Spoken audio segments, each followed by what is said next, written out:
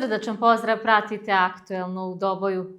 Željeznice Republike Srpske proslavile su krsnu slavu Svetog Vasilija Ostroškog uz molitvu i lomljenje slavskog kolača. Služenje i parasto za radnike ovog preduzeća poginule u posljednjem odbrambeno-otadžbinskom ratu.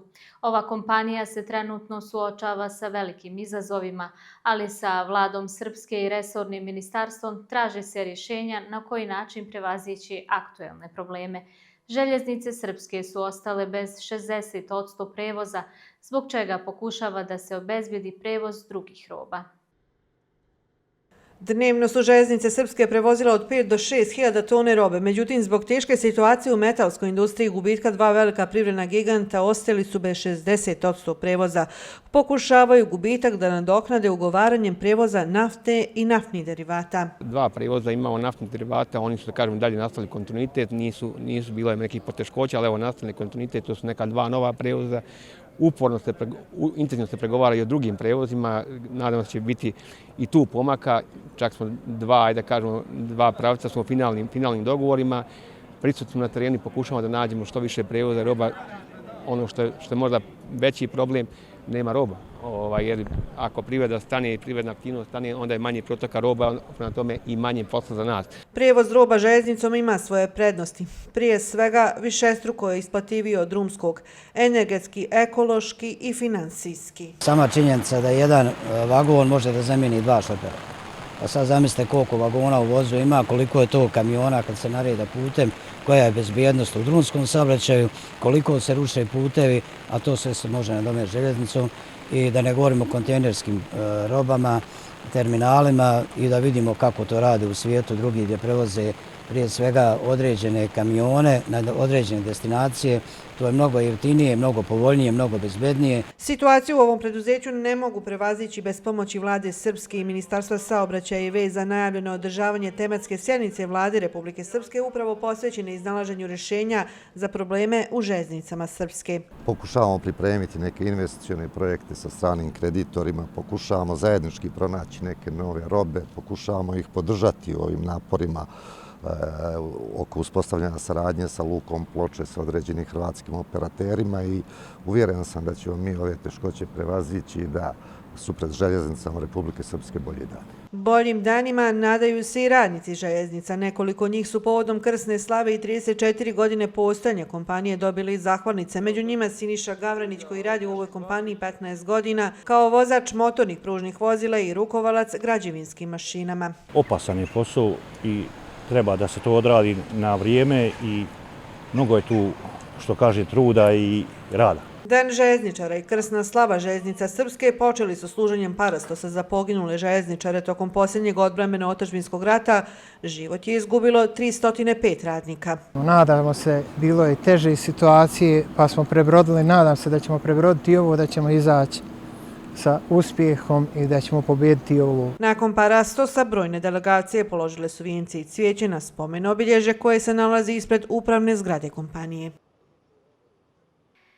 Povodom Međunarodnog dana porodice, oko 300 mališana u pratnji roditelja učestvovalo je u šetnji planinarskom stazom dugom oko 1,2 metara od Pridjela do Lipca.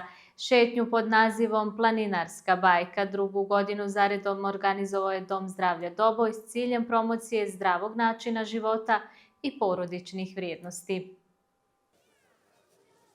Promocija zdravog načina života i porodičnih vrijednosti bili su ciljevi planinarske šetnje, kojoj su se posebno obradovali mališani, koji su u pratnji roditelja uspješno savladali stazu dužu od 1 kilometra.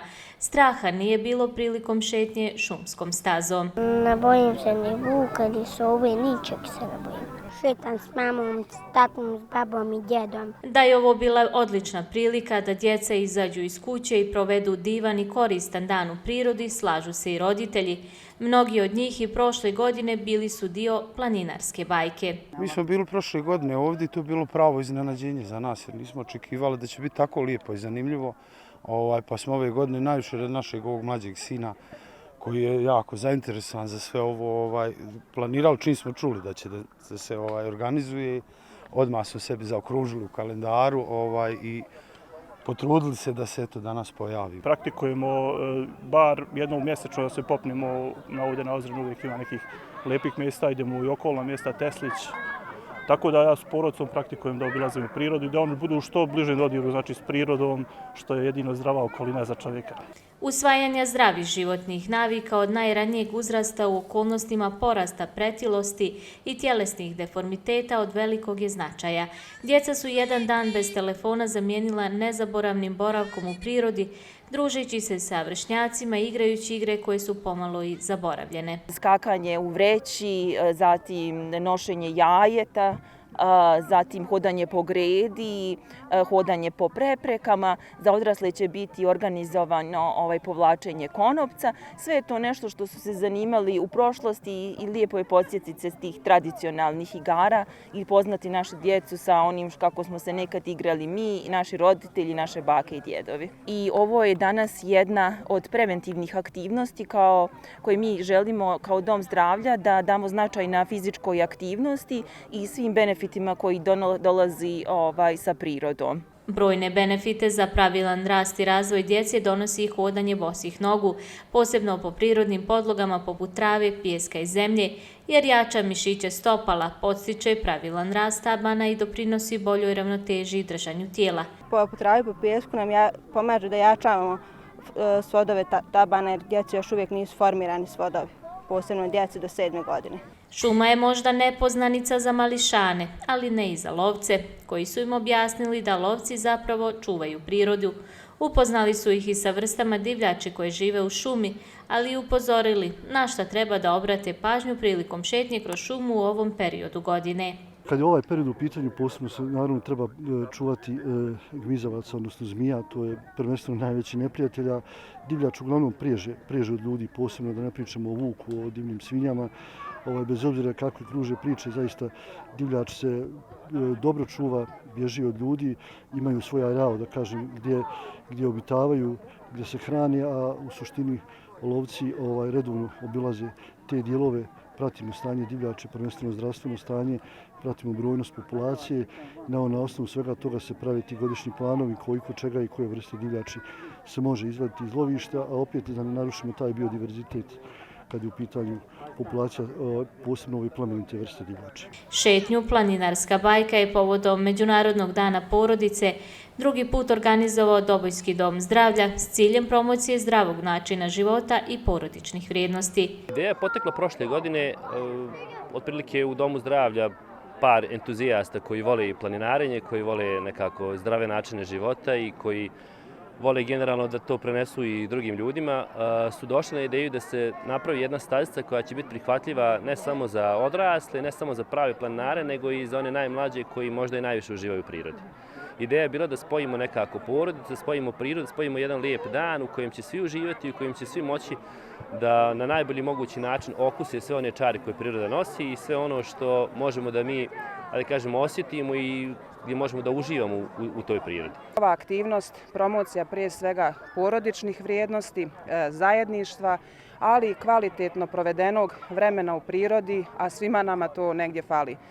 Grad Doboj će i u narednom periodu podržavati i ovakve i slične aktivnosti svih institucija koje izraze želju da promovišu zdrave navike, da promovišu porodicu. Podržat ćemo znači slične aktivnosti svih udruženja, ali i pojedinaca koji budu imali ovakve i slične ideje. Priroda je mjesto gdje negdje saberemo svoje misli, gdje dobijemo priliku da analiziramo život, da analiziramo sve ono što radimo i po meni, evo, znači priroda je mjesto gdje na najkvalitetniji način možemo da se posvetimo našoj djeci prije svega, ali ne i našoj djeci, nego i našim roditeljima. Uz druženje, boravak u prirodu i edukativne sadržaje, Planinarska bajka još jednom je pokazala koliko su zajedničke aktivnosti važne za zdrav razvoj djece i jačanje porodičnih vrijednosti.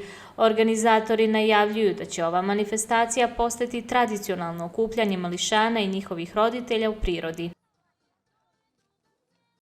Toliko za današnje izdanje emisije Aktuelno u Doboju. Hvala vam za pažnju i ugodan ostatak dana. Doviđenja.